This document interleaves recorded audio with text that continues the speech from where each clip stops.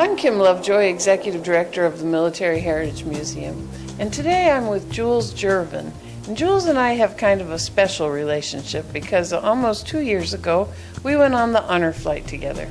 And this poor man got pushed around DC by me all day long and survived. I didn't push him into traffic or puddles or anything like that. No, we had a very nice time together, though. Everything turned out was nice. It was a beautiful day. Yes, it really was. So, Jules, you are a sailor, or were a sailor, and you have some interesting stories to tell us. Why don't you talk first about the torpedo run? Well, I was down in the engine room, and over the loudspeaker came that said that we were in general quarters, well, which I was down there anyway. They said we were going to make a torpedo run.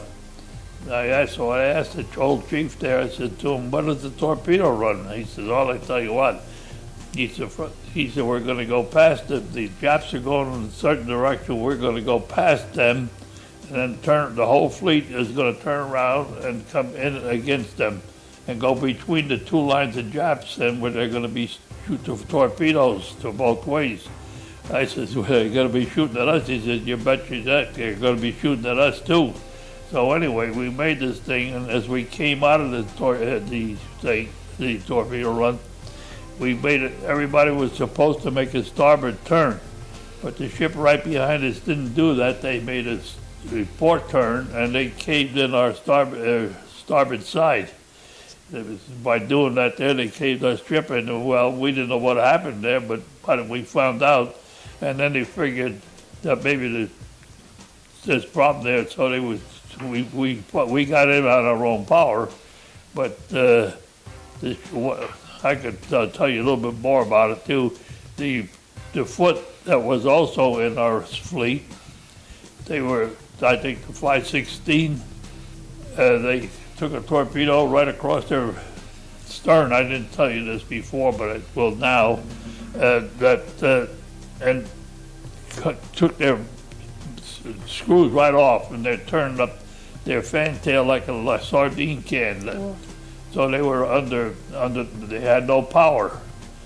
So when daylight came, we took them in tow. Okay, so it's the USS Thatcher. Yeah. And tell me about that. How long was that ship? It's about 310 feet long and 40 feet wide. Okay, and then how many sailors are on it? Over 300 sailors and commissioned officers. See, I can't imagine that kind of. It must be pretty cramped. It was, yes. Yeah. All right, so that boat took a lot of abuse. Let's see. Tell me about the typhoons that you went through. Well, we were in the Philippine Sea. We were out there with the fleet, and this typhoon. We got into this typhoon and started coming up. But we were fortunate. We took on over 950 or 980,000 gallons of oil. But our sister ship, the USS Mate, didn't make any. They didn't take any fuel on, and they ran out of fuel.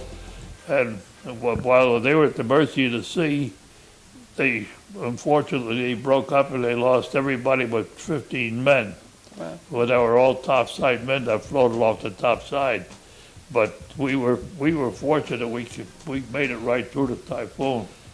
But maybe there is a book written onto it. I can tell you this. It's called Halsey's Typhoon, and that was written about Admiral Halsey about why he took us in there. Well, he was sitting on a big battle wagon, but we were on the destroyers and small ships like that. You have no chance. Wow. But anyway, our ship survived it, but there's a lot of ships that did. They lost over 800 men that time. Wow. Well, all right, on a lighter note, you have another story to tell us. That's about some turkey.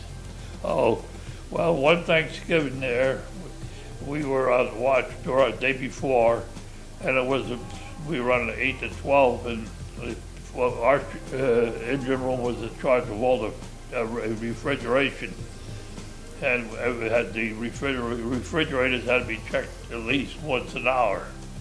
So we sent the fellow up there and check it out. He came back in. He said they got all the turkeys out for tomorrow. He said, "Well, what do we do?" I said, "Well, what do you think we ought to do?" And so he ran. He knew what to do. He ran up and he got himself a turkey. In the meantime, some guys went up to the galley and they got some potatoes, and we had a boiler that I had made for low pressure steam. They got that thing out and they hooked it up, and the guys could chop that turkey up. We got that all done. They had potatoes peeled and cut up. So we had a turkey dinner down there that night.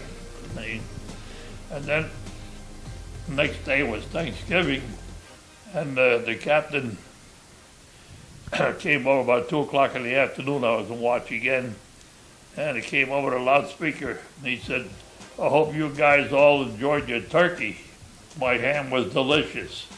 But if I catch the SOBs that had this to do," he says, I'll court-martial the whole damn bunch of you."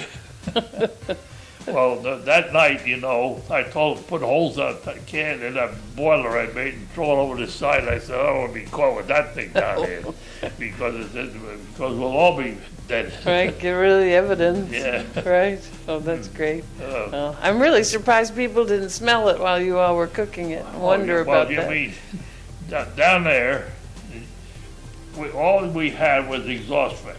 And, hot air, the air come in and the exhaust fans. We had no air conditioning, none of that stuff. So actually, there was no fume. Jules, you wear a hat that reads World War II Kamikaze Survivor. Can you tell us a bit about that? Well, I was aboard the ship that time, and we were out on a picket line at 19 miles out, and I was down in the engine room, and it came over the telephone that we're going the Japanese Jap plane is approaching us, and he said he go by. He went by, and he said he went by. Then he turned around and he come up the starboard side.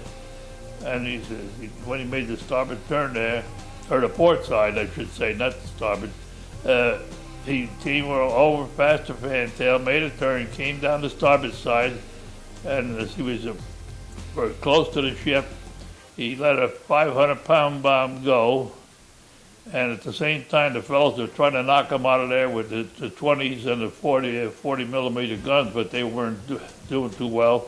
I don't know whether they were hitting him or not, but anyway, he carried a 1,000-pound bomb. He let a 500-pound bomb go first, and it went through the hull forward of the bridge and killed 2 men in there. And then he carried a 1,000-pound bomb right into the back of the bridge and blew the whole back side of the bridge up. And everything was burned up. And the fellows that were working inside the bridge in the IC room, and then they tried to get out, and he said the handrails were so hot from the fire, they couldn't.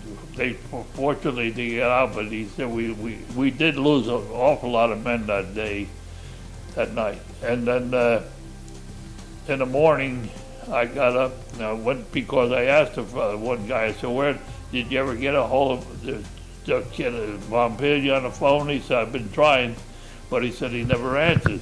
So I went up in the morning, I found his wire, and it was broken off, and I said a little prayer. I said, "I hope you were dead before you hit the water." That's all I could do because he had no chance. And in the meantime, I found out that one of the chief boatswain's mates stepped inside the bridge at that time just to take a cigarette. Well, he never knew what hit him because and the heat was so bad that he was a man, I would say, like about 6 foot tall. He shrunk up to be about 3 foot. I mean, that's how hot it was in there. Wow. And we lost an awful lot of people that time. It was very bad. So it was just a matter of where you were on the ship. Lucky. Everybody thought, actually, they always thought the diesel room would be the best place in the world to be. But it turned out to be the worst. Right. How have you dealt with that all these years, Jules? That's in my mind every day. Every day I think about it. And I imagine at times I wake up, I don't get back to sleep because have these little things on my mind all the time. Why was I lucky the other guy didn't make it, you know? Yeah. But fortunately, I was happy to get back home again, too. Well, and so that was it for you. After that, you got out of the Navy, right? Well, yeah, I was up in Bremerton at that time because the ship came in there, and it was going to be sold for scrap, and it was and we were still on the ship until December the 1st of '45. I have quite a few of the fellows that were in my engine room with me, but they all at that time, some of them had gone already to go home or whatever they did.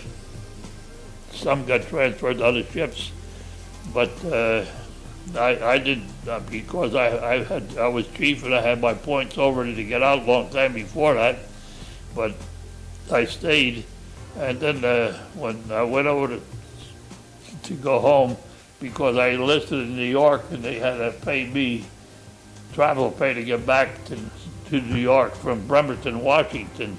So they give me $150. And I went down and I bought myself a coach ticket for $49 to go home. And I sat on that train for 4 days. Some people used to go get me a sandwich or something and give it to me while I eat. I didn't even leave the coach. I stayed right there.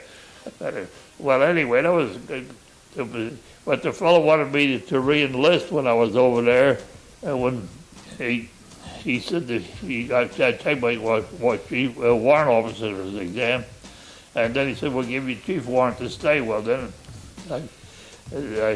he said to me, I asked him, "Well, what are you going to do?" He says, I said, "Where are you going to send me?" He said, "Japan." That's what I told him. I said, "You can forget it." I said, "If they tried to kill me, now I'm not going over there to help them. That's all over. Forget it. I'm out of here." That was the end of that. And I walked out, and I never even went into the reserves. Mm-hmm. But my Navy life was over. Jules, I want to thank you very much for your service to our country. I'm sure the whole nation is grateful. Well, I did what I could, and I'm sorry I lost my brother, but we also were both of them. We only had 2 boys in the family, but we both went in, and we had a brother-in-law also that was a 30-year man, and he finally got out, but unfortunately he's gone already too. So, as I told you before, my brother, he was a fighter pilot over in Europe, and then when he was shot down, I don't know what happened. I heard that he landed on the ground or hung out a tree or something, but the German shot him anyway. Oh dear. So that was a total loss, and he was a very intelligent man. Well, again, I thank you. And I want to thank you. Oh, you're welcome. I want to thank both of you. That was very nice of you. Well, so this is one in a series of videos that the Military Heritage Museum is presenting about veterans. So please check back and watch another one. Thanks a lot.